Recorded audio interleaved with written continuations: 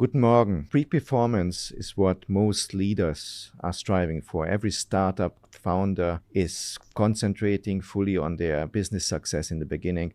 But does it work out on a long term? Is coaching necessary for these people to see the bigger picture in the timeline of 40, 50 years?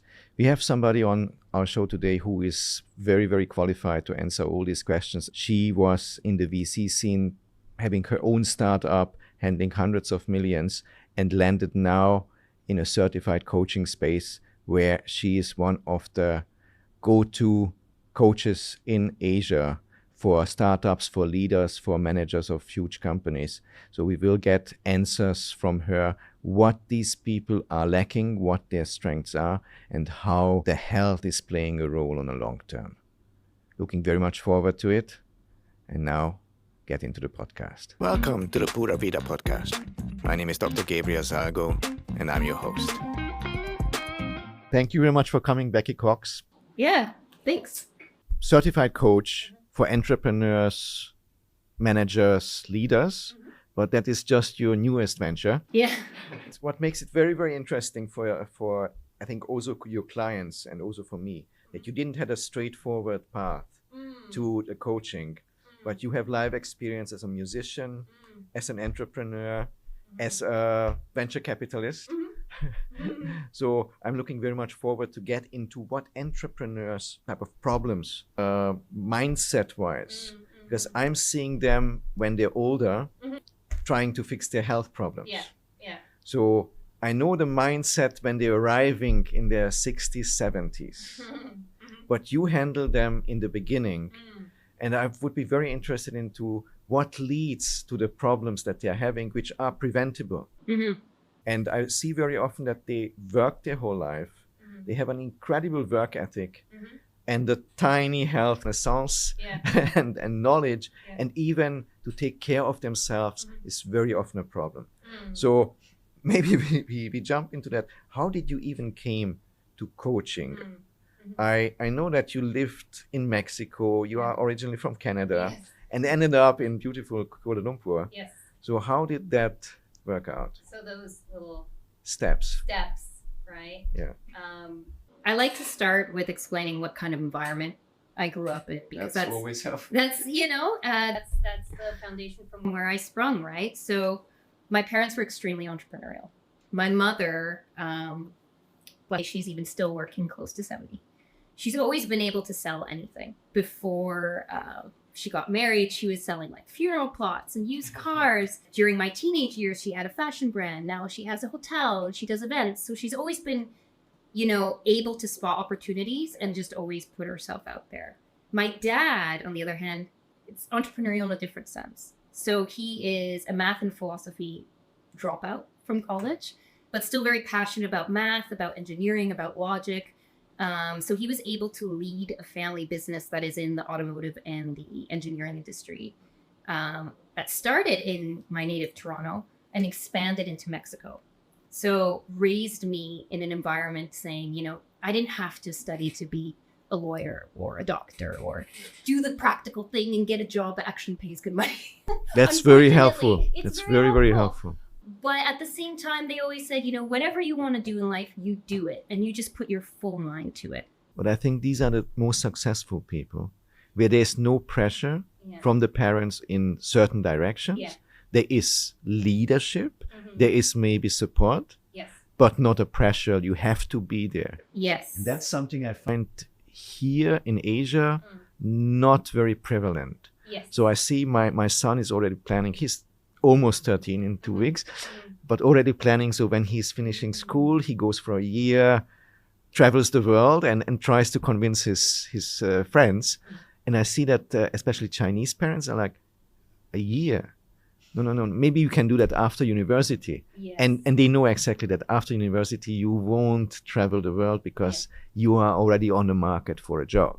Yes. So I find it very, very refreshing Yes. to hear that, okay, parents didn't pressure you into anything, but led you and had an idea or role. A Vorbild. Vorbild, exactly. German is much better than you said.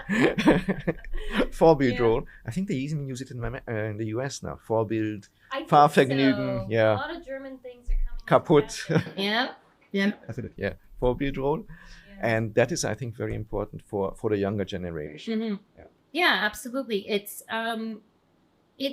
just an idea of experimentation, right? That you can only really figure out what you really want to do and what you're good at by trying things out, not being afraid, trusting, and you will eventually get there. You're not going to figure it out on the first try, right? So when, I guess, as I went through, transitioning, living on 3 different continents, making these 5 different career transitions, I think I was guided by 3 principles, right? One is just, I guess, and I learned it from my upbringing, is courage, right? To just say, hey, I really do not like this, and I'm just going to drop it and move on. So that's one thing. It's really being decisive. But the other is hard work, right? I mean, you can't get away from it. And I like to say that when all else fails, hard work really will get you far. Definitely. Right? So when I transitioned, for example, I was playing piano from a very young age, right? So you learn how to sit in front of a set of keys for 7-8 hours a day by the time I was performance level. Really long, yeah. Yeah, if you have to do that, you can figure it out anywhere, right? So when my husband and I moved to Malaysia, and that for those in the audience who don't know what venture building is, he came here to set up businesses, be also the first person to inject capital, Right. and set up the team, and then move on and serially start new ventures, right? In the digital startup space. When he did that, and I decided I was curious and I wanted to give it a go, you just have to put your head down and work really hard. And what I really loved about the startup space is it's very inviting because everything is new, right? Nobody really knows what they're doing, frankly. At least you could say that 10 years ago, everybody was kind of new and you have to learn on the fly. So as long as you have grit and resilience and you have a head on your shoulders, you'll be fine, right? I think that's still true for startups. I mean, the people come with ideas, they have hopes, and they just do it. Yes. And the VC then comes in and he has the experience on how to guide them maybe. But again, that happens only in the financial sense or in the growing sense, but not on a personal, on the mindset, on the psychological, on the health sense. Yeah. The VC doesn't care about that. Well, I would say if you asked me 10 years ago, that's definitely the case. I think nowadays the times are changing, right? Like, there's an economic downturn. There's still like long-term effects in COVID on supply chains, on venture capital investing. And so they're changing their focus a little bit from really growing fast and expensive and dominating a market really fast and pushing founders to do that to, okay, how can you be profitable early on? How can you control costs? How can you start building longer term strategies, really building up the team and the resilience. Right? But that comes from the startup founders? Or does it come from somebody who is already grooming them? VCs nowadays are starting to do that. So there's a lot of funds in Europe and in the US that even dedicate, I think it's 1% of all the capital that they invest to helping them with coaches, mental health. It's very new. Yeah, it's very new. I don't think they've done it out here just yet. Never heard of it. Yeah. Even in Europe, I haven't heard of the concept of, okay, let's dedicate them, let's coach them, let's invest into the person. Yes. Not into the venture, but really into the founders, the person personally, so that he can be aboard for a longest time. Yeah. And not just get it off the ground, get a manager, get a experienced CEO and get these guys out, you get a payout and you start something new. Yeah. That happens a lot. Yeah. But it's a very good idea. It is a good idea. But again, it's very nascent.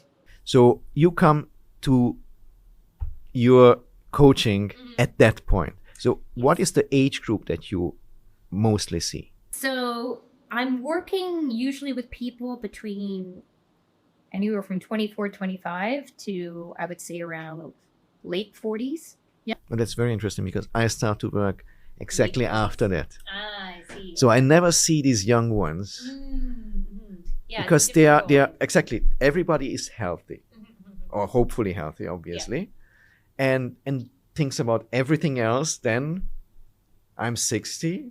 I want to enjoy what I built, but I can't get out of my Ferrari because I have a hip problem. I have a back. I don't have enough muscles to get out. Yeah.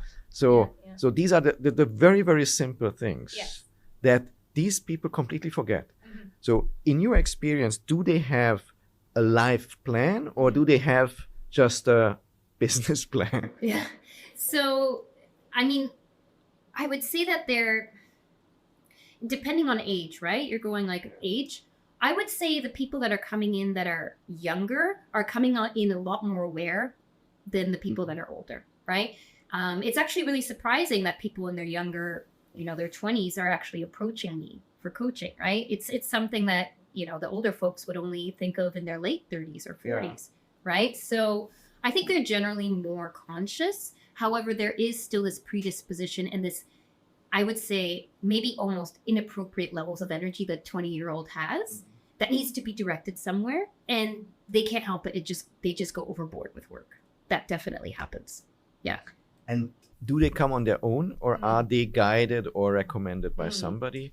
They are usually coming, in my experience, of their own accord. That's extremely interesting. Yes.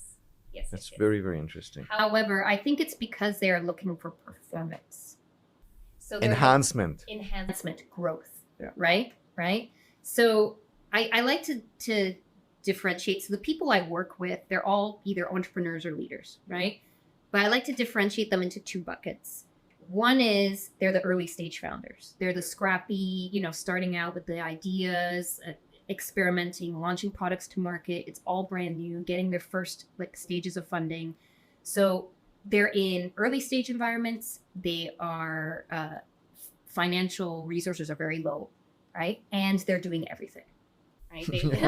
They're doing a bit of everything. They don't have the team, and they don't have the experience to do absolutely all those roles. So they're in an environment of so many unknowns, right? It could be that they run out of money in a month, in a week, the next day. They don't even know sometimes. It's an incredible amount of pressure coming from the unknown or later stage startup companies. They're mature organizations. Doesn't mean that they're necessarily financially stable, but they are. There's a bit more stability. And they have a little bit more of a focused role, right? They have a specific expertise, right? So their stresses are different. They're looking at company politics. They're looking at, okay, I'm a leader. I came here as an operator, and then I became a very directive style of leader. Okay, how do I start moving into a realm of collaborating? How do I start thinking about coordinating people, empowering people? So there's a saying by the CEO of American Express that says, and I think he's referring to leaders and later stage companies, that you're holding on to two things. You're holding on to hope, the future, and you're creating reality at the same time. So this is a later stage kind of problem, right? But they do have some common threads, right? One is that both of them are in complex environments. Either you don't know what's happening or there's a lot of red tape in company politics. In both cases, you need to be creative. You need to be in a state of mind where you can creative and come up with solutions and, flip a switch. The other is they're not prioritizing themselves. They are never prioritizing themselves. Even though they're coming to me, they want to grow the company. They want to hit a target. They want to build a team. It's always about something outside of them, right? Yeah. So a lot of the work we do is actually okay, let's not think about your company, but let's think of a company of Gabriel Inc., right? What are the parts of your life that make you who you are, right? What is your mission and vision?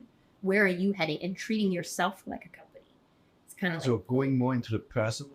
Yes, role? The person before anything else. Correct. Right? Even if you're talking about relationships or anything, you start with you first, and that's a lot of the work I do, and a lot of the transition to thinking of yourself first is a lot of time is spent there.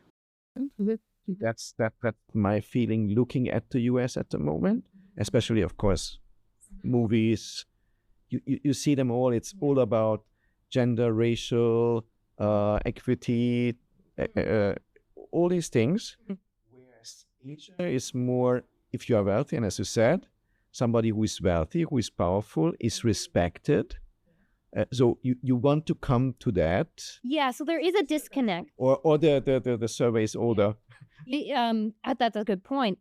But I think that even though the U.S. is looking more towards, I guess, equality, diversity, more on the left wing kind of side of things socially, it's still done with a tinge of their capitalist society, right? Which is obviously here as well, but they're thinking more short term over long term. They're more indulgent rather than restrained. They want it now. They want to open their phone. They want food now, whenever they feel like it, right? And that kind of consumer businesses in the U.S. are booming, and they've always been like that. Over here, they are as well, but it's a different tinge. It's more, the cultural and religious background in the East has more of a sense of well-being. Right? There's more of a sense of acceptance as things are, right? I thought it was actually interesting that Malaysians have a higher sense of risk than Germans, who are more conservative. But I see that in the whole context of all the different cultural dimensions, as they see that things don't work here. They accept them as they are. This is how it is. You just have to comply. That's correct. Yeah. Whereas I see the risk taking in business is much higher here. Mm-hmm. People are more entrepreneurial than in Germany, where safety, and you can see it on insurances. Yeah. Insurance in Germany is you have to have at least 10 insurances, otherwise you're not covered. And I just had a gentleman who is running the largest Allianz insurance agency in Asia, and he's saying, so we tried this and this and this and this, which works perfectly in Germany. We couldn't sell one. Here, people are like, what do I need that for? Doesn't make any sense to me. Yeah. Well, it's also there's a sense of spending, right? It's spending in Malaysia. Consumers are extremely nitpicky, right, where they spend their money, right? That plays a role also, I think, again, in healthcare, in their mindset of approaching, how do I build my business? Without the really foresight of the 50, 60, 70 years, where finally I think that the German entrepreneur is looking into that. I don't have numbers on that, but yes, that would be interesting to see the numbers. I mean, culturally, a German is already buying their first insurance in their 20s, right?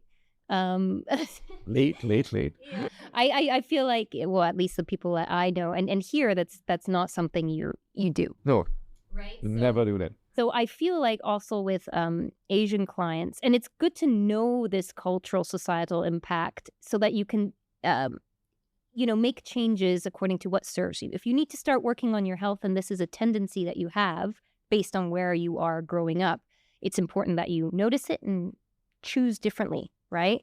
So in Asia, they might even, because of the collectivist mindset, say, oh, I don't want to disturb the peace. I don't want to make a fuss about my health. I'll just kind of keep quiet about it and I'll deal with it later on my own when it's already a problem. Very human thing to do.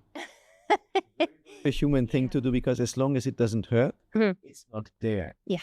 And there the mindset is changing, and their COVID was at least in one aspect positive, because people realized my health is important. Yes. And I can do prevention. If I'm more fit, I'm less perceptive for the virus's long-term effects or immediate effect by, hey, if you are sicker, you're more likely to die. So that's something that I see worldwide.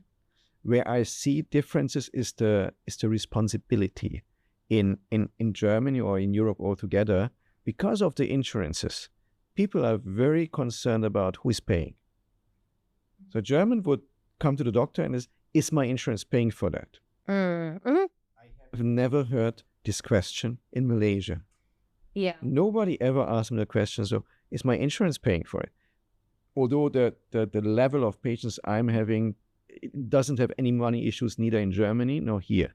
So they can both afford without insurance. But it's still, is the insurance paying? Because I already invested in the insurance. So insurance should pay for it. If it's not, maybe it's okay. I can skip it. No, then I don't know if that money is worth it. Yeah. Because I'm still not feeling bad. Yeah. Yeah. And I think that's actually a core problem, right? Is that we associate pain with being bad and that comfort is good. Correct. So as long as we are comfortable and we have everything we need, then we don't even have to think about it. Yes. Right? Whereas, if you are deciding to make a big transition, if you are, you're passionate about something, you want to hit an ambitious goal, personal goal, you are going to be coming over challenge. Yes. You're going to be overcoming stress and all these things are going to be constantly coming at you. But people might see that first and want to back off and not want to go that way. But then they're also at the same time not finding meaning in life, right? They're staying comfortable, and then all of a sudden when all the challenges hit them, it's already too late, right? So I think a lot of my work and what I do is I like to guide people to start thinking that the negative is not necessarily bad. That's a very good point. Yeah. It's a very good point, because I find that there is a toxic positivity that is coming in social media with, oh, you think of this, you just need to wake up the morning, say 10 times, I'm feeling good, and you're good. You're not. And if you're not good, then you have to say 20 times. And everybody smiles on social media, and they are always happy. There is not one problem they're having, which is a lie, which is completely a lie. I don't believe one person who says that. And that is health-wise a very, very dangerous thing, because the mental health influences your physiological health, and vice versa. If you have pain, you won't be able to perform or be happy in the level that you are without pain.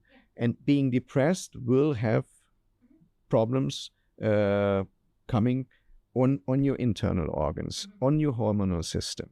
So I think in your article was mentioning so that people who are constantly under stress, and as you said, this power stress, you are constantly having elevated levels of cortisol. They're not completely out of range, and they're becoming to the ideal or optimal one. So if you measure it at the doctors, it's like, yeah, you're not sick, you're not failing, your organs are okay, they're producing maybe a little bit more than it was 2 years ago, but they are within the range. But it already has an effect on your other organs, for example, on your thyroid, and the thyroid is then producing less thyroid hormone. With that, you are mentally, weight-wise, heart, the thyroid affects practically all organs in your body. So this deteriorates again, not to the level that you are sick. It's just not on the level where you want your performance to be. And I think that is very, very little people knowing about this. Yeah. And don't see the long-term effect on that. Yeah. And if they would understand, would have a knowledge, and that's why Insight Tracker is an interesting tool, because if it's explained, and that's not good. This is something maybe I should look more into it. How can I change? And then you need a coach, or you need a healthcare professional who is guiding you, saying, so look, these are for you optimal levels. What can we do? Maybe you need something to calm you down. Can be herbal, can be meditative, can be other apps, can be bioreflective variables, etc. So there are so many options now, and that's again something that your healthcare professional should guide you in, because of the many options, you have to choose one and stick to it. And it's so hard to navigate, right? Like there's so much information out there, and we don't know like what is fact checked, what isn't. So it's really important to go with a professional and just have a conversation, and if possible, I would say a constant conversation. Being a coach, I'm very biased towards having a consistent engagement with what is happening in your life and maybe mirroring that back with someone. And I think this applies to healthcare as well. I think that's very much in line with what I experience from the healthcare side. If you are not taking care of the patient on long term, and the patient is not, as you said, in charge and knowledgeable about what he or she is doing, then you're losing the moment, the drive to go through with it. Yes. Yeah. So I would say that is the foundation to any success. Yes. Consistency, curiosity, right? And just staying with it. Thank you so much. Yeah. Thank you. That was really, I enjoyed it very much. Yeah, the same. Legal disclaimer. This podcast and website reflect the opinions of Dr. Gabriel Peter Salgo and his guests. The content provided here is not intended as medical advice and is solely for informational purposes. Given the unique nature of individuals, it is advisable to consult a healthcare professional for any medical concerns. The views expressed herein are our own and do not necessarily reflect those of our respective workplaces. While we strive for accuracy in the information shared, we welcome feedback and corrections.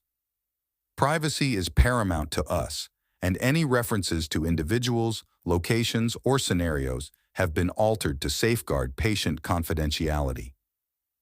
This podcast and website should not be construed in a legal capacity, including establishing a standard of care or as the basis for expert witness testimony. We do not guarantee the accuracy of statements or opinions expressed herein.